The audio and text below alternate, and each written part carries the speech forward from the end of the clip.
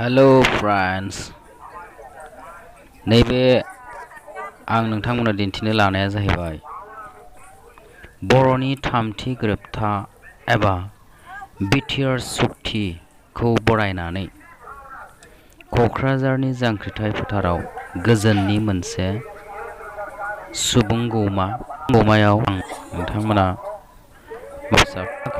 खमानो 10 लाखनिबो गोबां सुबुङा बेहाय बाहागो लादोंमोन।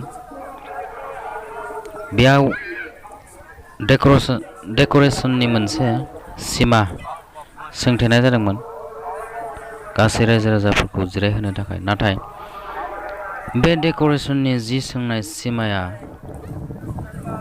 थोआखै। बे सिङाव हाबनायाव थानो, जनो, गसंनो जायगा मोनै जादों। बेनिखायनो डेक'रेशननि जिफोरखौनो बोखारजोबनानैसो होनो गोनां जादों।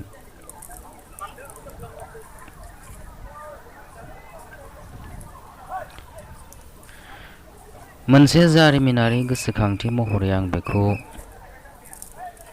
नोंथांमोननिसिम बावहरनायजों लोगोसे आंनि बे रेगें रेगा इउटुब चेनेलाव बेखौ लाखिनो होननानै सानदों, जाहाथे इयुन जोलै, फैबाय थानाय इयुन जोलै फंबाय बिनानावमोनफोरा जाहाथे नुयो, नायनो हायो इयुनाव। बेखौ मिजिंथिनानै आं बेखौ इउटुबाव आपल'ड खालामनो होननानै सानदों।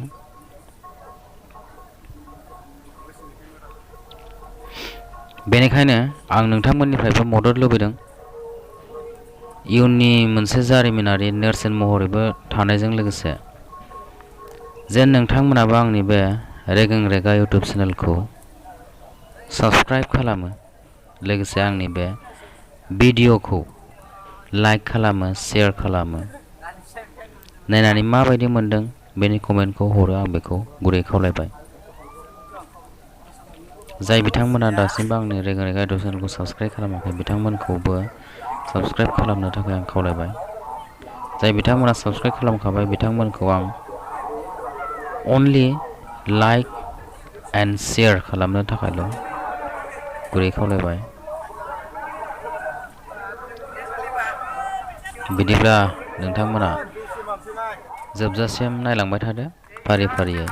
बेयाव आङो प्रमद बर' सारनिबो बिबुंथिखौ ससे रेकर्ड खालामनानै होनाय जादों। मानसिखौ नुवाखै, आं माने स्टेज मोखाङाव थांनो हायैनि थाखाय आं मानसिखौ दिन्थिनो हायासै।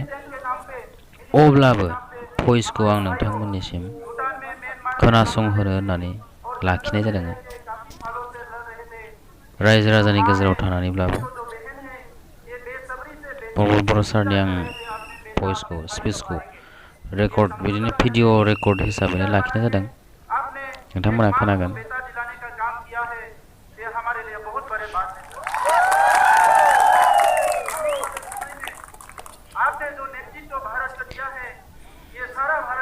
आंनि बे फिसा अप्प' मबाइलजों रेकर्ड खालामनाया लाख लाख बर' फिसाफोरखौ लाहरख'नो हायाखै, केपचार खालामख'नोनो हायाखै। गाहायाव थानानै खेबनायबो जादों नालाय,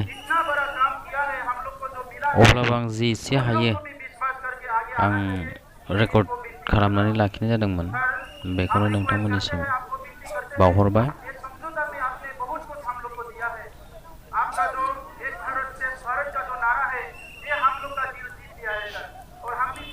नायदो माबायदि।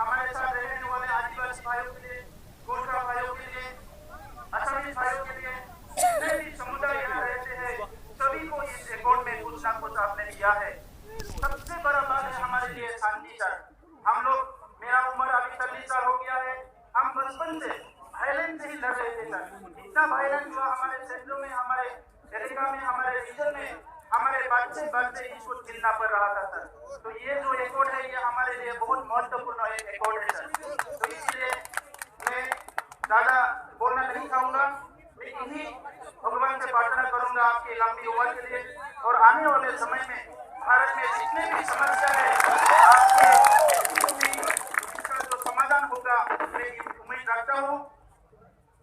সম্মানীয় রাইজ আপনাদের সকলে গম পাইছে বহুতে কৈছে ভিক্টরি রেলি আমি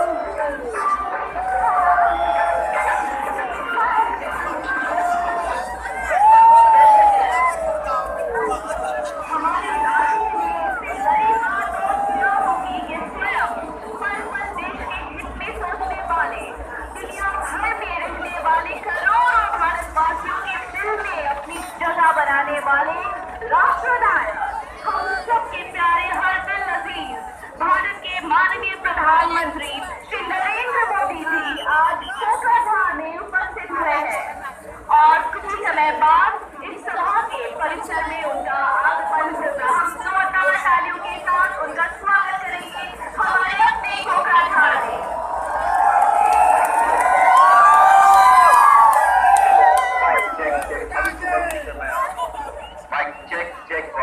Hello, last final call. Mic check.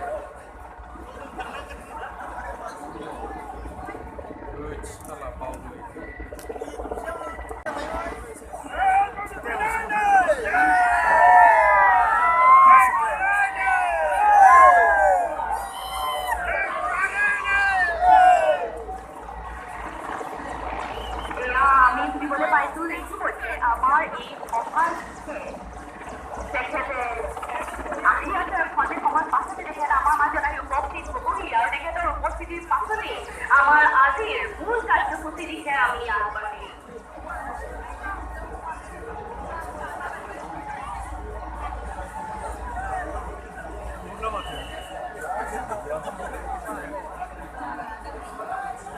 আমি সকলোৱে গৌৰৱবোধ কৰিছো, আমি ধন্য হৈছো যে আমাৰ সকলোৰে প্ৰিয় নেতা, আমাৰ পথ প্ৰদৰ্শক, আমাৰ ঘূৰি ঘূৰোতা ভাৰতৰ মাননীয় প্ৰধানমন্ত্ৰী শ্ৰী নৰেন্দ্ৰ মোদীজী আমাৰ মাজত আজি আমাৰ কোকৰাঝাৰত উপস্থিত হ'বহি।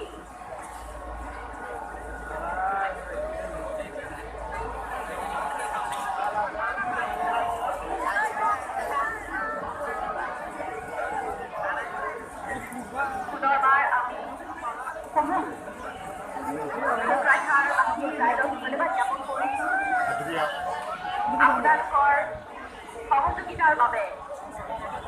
আমি উৎসাহিত হৈছো, আপোনালোক সকলোকে আমি ধন্যবাদ জ্ঞাপন কৰিছো। Very much now, another writer for the next one, like Sahaj Network, for the Khadi now, like Khadi Wari, Kaman Pakro, they had the other one.